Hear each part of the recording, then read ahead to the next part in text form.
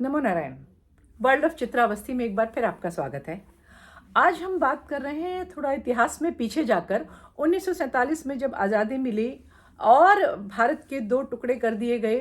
फिर इसके बाद जो भारत में पूरे भारत में बहुत सी रियासतें थीं, उनको किस तरीके से एक करके और उनका विलय भारत को एक राष्ट्र की शक्ल देने में एक इंस्ट्रूमेंट बना। तो उस समय क्या था कि कश्मीर में तो आप लोगों को पता ही है कि राजा हरि सिंह जो थे वो भारत के संग मिलना चाहते थे, लेकिन पाकिस्तान ऐसा नहीं चाहता था और वहां पर लगातार कुछ न कुछ न्यूसेंस और लड़ाई चल रही थी। तो ऐसे समय में जब दोनों नए बने हुए देश कश्मीर के मध्य में आमने सामने बैठे थे, उधर निजाम ऑफ हैदराबाद ने स्थिति को अधर में लटका रखा था। निजाम साहब ये डिक्लेयर नहीं कर रहे थे कि उनको किधर जाना है। खुद हैदराबाद और उसके पास की दो और क्षेत्र जहां पर निजाम इनडायरेक्टली शासन करते थे, वो तीनों हिंदू बहुल स्थित थे। वो हिंदू बहुल स्थित है और वो खुद मुसलमान थे। अब ये देखना था कि किसकी चलनी चाहिए, जनता की चलनी चाहिए कि निज़ाम की चलनी चाहिए। अब हमारे जो गृह मंत्री थे सरदार पटेल और नेहरू जी जो हमारे प्रधानमंत्री थे, वो पहले ये समझ रहे थे कि भारत के पूरब और पश्चिम एक एक पाकिस्तान है। अब नीचे सीधा बीच और बीच एक पाकिस्तान हैदराबाद के रूप में और बना दिया जाए, एक और सॉवरेन कंट्री या पाकिस्तान का हिस्सा बना दिया जाए, ये तो बहुत ही डेट्रीमेंटल हो सकता था और इसलिए वो लोग किसी भी हालत में इसके लिए तैयार नहीं थे। अब जो लड़ाई हो रही थी कश्मीर के लिए, दोनों के पास हथियार तो थे नहीं और जो पाकिस्तान था वो फ्रांस से हथियार खरीद रहा था और भी किसी कंट्री से खरीद रहा था। अमेरिका के पास रूस से हथियार चेकोस्लोवाकिया के थ्रू होकर आ रहे थे और इधर हैदराबाद में जो निज़ाम के पास एक रजाकार सेना थी, मतलब एक सांप्रदायिक मिलिशिया थी जिसका मतलब ओपन था कि काफिर खत्म कर देने हैं, वो सर उठा रहा था और काफी मजबूत हो गया था। और उसको हथियार कहाँ से मिल रहे थे?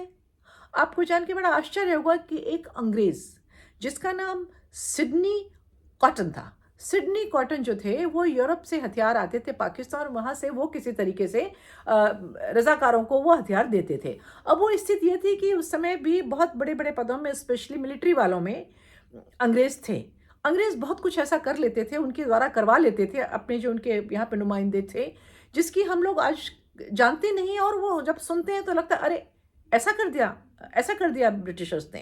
तो वो सिडनी कॉटन जो थे, सिडनी कॉटन आता था यूरोप से, हथियार आता था पाकिस्तान, पाकिस्तान से इसको लाके वो रजाकारों को देते थे और रजाकार बहुत वेल इक्विप्ड हो गए थे और वहाँ पर जिस तरीके से वो कर रहे थे ऐसा लगता था किसी भी दिन कत्लेआम की घोषणा हो जाएगी। बड़ी विस्फोटक स्थिति थी। तो अब जवाहरलाल नेहरू जो थे उनको लगा कि शांति लाने में मुझे कुछ करना चाहिए।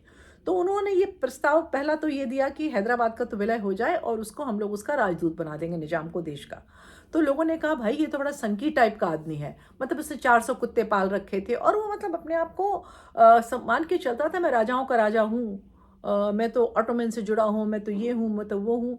तो वो और देशों में एज अ डिप्लोमेट कैसा व्यवहार कर पाएगा, इस पर लोगों को शक था। तो इसलिए जवाहरलाल के इस प्रस्ताव को तो सबने मिलकर कह दिया भाई ये नहीं हो सकता, इसको नहीं बनाया जा सकता और वो भारत को विदेश में रिप्रेजेंट नहीं कर सकता। लकीली जवाहरलाल जी ये बात मान भी गए और फिर जो भारत के सामने साथ में रहना भी नहीं चाहता था उसको आप लालच देकर रख लेंगे तो वो बाहर जाकर क्यों कर भारत के हितों की रक्षा करेगा और क्यों नहीं वो पाकिस्तान की पैरवी करने लगेगा। खैर किसी तरीके से नेहरू जी बात मान गए और वो नहीं हुआ। अब स्थितियां बिगड़ती जा रही थी और राष्ट्र के गठन का काम भी तो पूरा करना था। मतलब जब तक ये प्रिंसली स्टेट्स का विलय नहीं होता तब तक काम तो खत्म नहीं होना था। तो अंत में इन्होंने ये सोचा कि यहाँ पर हम लोग पुलिस एक्शन करेंगे और वो पुलिस एक्शन क्या था, एक्चुअली ऊपर से पुलिस एक्शन था पर वो पीछे से फुल फ्लेजेड मिलिट्री एक्शन था और उसका नाम ऑपरेशन पोलो रखा गया था। निजाम भारत के बीच अपना स्वतंत्र राज्य बीचों बीच बनाना चाहते थे और जो उनको नहीं दिया जाना था। लेकिन जब ये हुआ कि ऐसा कुछ होगा, इस बीच में रजाकारों ने जब उनको पता चल गया कि निज़ाम के मन की नहीं होनी है तो निज़ाम ने एक तरीके से अपनी जो रजाकार सेना थी वो अनलीश कर दी। रजाकारों ने वहाँ भयंकर मारकाट मचाई। हिंदू हमेशा की तरह तैयार नहीं थे कि पहला बार होगा तो हमको क्या करना है, तो रजाकारों ने चुन चुन कर उनको मारा। करीब 40,000 लोग उस लड़ाई में मारे गए। डेफिनेटली जो पिट रहे थे वो उन्होंने एक लिमिट पे आके पलटवार जरूर किया होगा, लेकिन 40,000 लोग उसमें मारे गए। और आपको एक बात और बड़ी खास बताऊं कि वो जो रजाकार थे उनको लेकर सिडनी कॉटन किसी तरीके से उसमें जो बड़े बड़े लेख थे बहुतों को लेके वो पाकिस्तान भाग गया। मतलब ये सारी चीज़ ऑब्वियस थी कि उसमें इंग्लैंड जो है वो इन्वॉल्व है, इसमें पाकिस्तान इन्वॉल्व है और उनको ले जाके वो पाकिस्तान में चला गया। लेकिन खास बात ये है कि हम लोगों के यहाँ आज तक उस चीज़ की बात नहीं होती है। मेन स्ट्रीम जो हिस्ट्री है उसमें उसकी बात नहीं होती है, और जो उसमें शामिल थे भारत के विरुद्ध कभी उन पर उंगली नहीं उठाई जाती। और सबसे खास बात यह है, अब मैं उसको क्या कहूँ, बेवकूफ़ी कहूँ या दुर्भाग्य कहूँ, कि वो जो रजाकार थे, रजाकारों में जो खासम खास थे, उनके बेटे पोते आज भी भारत की राजनीति में डट कर खड़े हैं और फिर अपने एक स्वतंत्र अस्तित्व और अपने एक स्वतंत्र सॉवरेनिटी की मतलब परोक्ष रूप से मांग करते रहते हैं। मैं ये तो नहीं बताऊंगी, नाम नहीं लूंगी कौन है, लेकिन हाँ, जो लोग कुछ मिनट के लिए पुलिस हटाने की धमकी देते हैं वो उसी डिसेंडेंट से आए हुए हैं। आप लोग इस पे खोजबीन करके खुद पता कर सकते हैं। मैं यहाँ पर इस चैनल पे नाम नहीं लूंगी। और इसके बाद भारत ने, इस सब के बाद भी लोग मरे, लेकिन भारतीय सेना ने एक्सेशन कर लिया और हैदराबाद भारत में शामिल हो गया। ये जो स्पष्ट सीमा भारत की बननी थी उसका एक पड़ाव पूरा हुआ। और इसी तरीके की कुछ और कंट्रोवर्सीज थी, कुछ और चीज़ें थी जिनके बारे में मैं अगले वीडियोज़ में आपसे बात करूंगी। तब तक के लिए नमस्कार।